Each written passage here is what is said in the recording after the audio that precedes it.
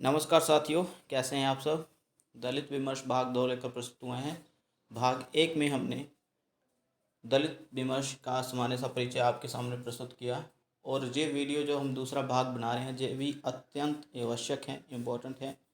वो इसलिए क्योंकि हम इसमें दलित साहित्यकारों की आत्मकथाओं को आपके साथ साझा करने वाले हैं। तो शुरू करते हैं। अपने अपने पिंजरे, ये आत्मकथा का नाम है। इसका भाग 1 1995 ईस्वी में प्रकाशित हुआ, भाग 2 2000 ईस्वी में प्रकाशित हुआ और इसके लेखक हैं मोहन नैमिषारद राण। ठीक है, ये इसके लेखक हैं, याद कर लीजिएगा, बहुत बार नेट की परीक्षा में आई है। जूठन 1997 ईस्वी में इसका पहला भाग छपा और जूठन भाग 2 मतलब जूठन का दूसरा भाग 2015 ईस्वी में छपा। और इस आत्मकथा, जूठन आत्मकथा के जो लेखक हैं वो हैं ओम प्रकाश वाल्मीकि।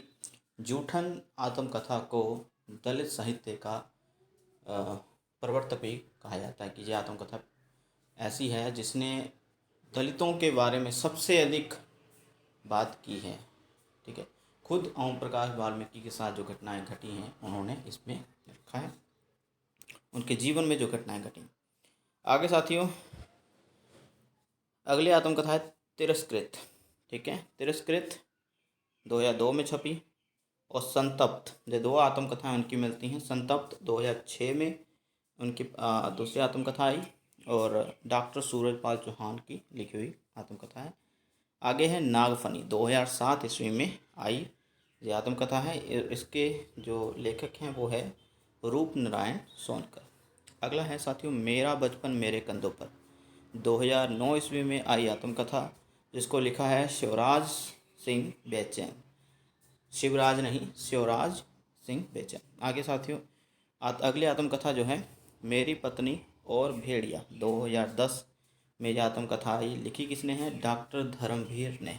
ठीक है, ये धर्मवीर भारती की बात नहीं हो रही है, अंधाजुग वाले धर्मवीर भारती की नहीं है, ये अलग हैं। डॉक्टर धर्मवीर जिन्होंने मेरी पत्नी और भेड़िया नाम से आत्मकथा लिखी। आगे साथियों मुर्दिया, 2010 ईस्वी में आई आत्मकथा है।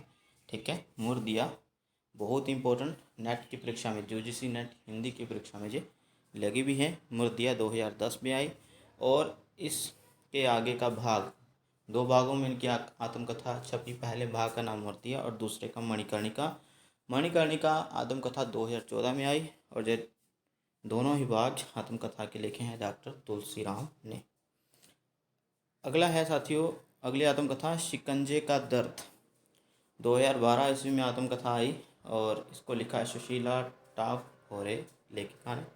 ठीक है, और हिंदी जगत का ध्यान आकृष्ट किया इन आत्मकथाओं ने। और हिंदी में, हिंदी साहित्य में यदि हम बात करेंगे दलित साहित्य या दलित विमर्श का अगर सबसे बड़ा योगदान है तो वो इन आत्मकथाओं का है। तो ओम प्रकाश वाल्मीकि और तुलसीराम की आत्मकथाएं तो मतलब बहुत ज़्यादा पढ़ी गई हैं। ठीक है, इनके खुद के जो अनुभव रहे हैं ज़िंदगी में। ओके, तो साथियों आगे एक और जानकारी कि अंबेडकर की बहुत सारी पुस्तकें मिल जाती हैं दलित विमर्श से संबंधित, लेकिन अंबेडकर दलित विमर्श से खुद भी जुड़े हुए थे। और साथियों अंबेडकर ने 1943 में 43 में, ठीक है, ने नहीं आना में, दी अनटचेबल्स नामक पुस्तक में भारतीय समाज के अंतर्गत पाए जाने वाले अछूत व्यक्तियों के बारे में विवेचना की है। दी अनटचेबल्स जो पुस्तक है वो अंबेडकर की है। उन्होंने लिखा है कि इन व्यक्तियों को समाज में विभिन्न नामों, शूद्रों, डोम, चंडाल आदि के नामों से सुशोभित, माफ़ करेगा सुशोभित नहीं कह सकते, संबोधित किया जाता था। ठीक है, तो अम्बेडकर ने अपने विचार रखे हैं। आगे साथियों एक कविता मैं प्रस्तुत करना चाहता था पिछली वीडियो में, लेकिन इस वीडियो में कर रहे हैं प्रस्तुत। ये कविता है ओम प्रकाश वाल्मीकि की, उनकी आत्मकथा जूठन से और ठाकुर का कुआं। ठीक है, तो पढ़ते हैं इसे।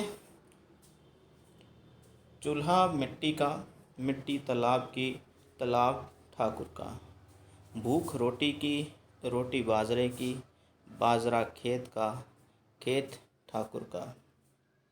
बैल ठाकुर का, हल ठाकुर का, हल की मूठ पर हथेली अपनी, फसल ठाकुर की, कुआं ठाकुर का, पानी ठाकुर का, खेत खलिहान ठाकुर के, गली मोहल्ले ठाकुर के, फिर अपना क्या, गांव, शहर, देश।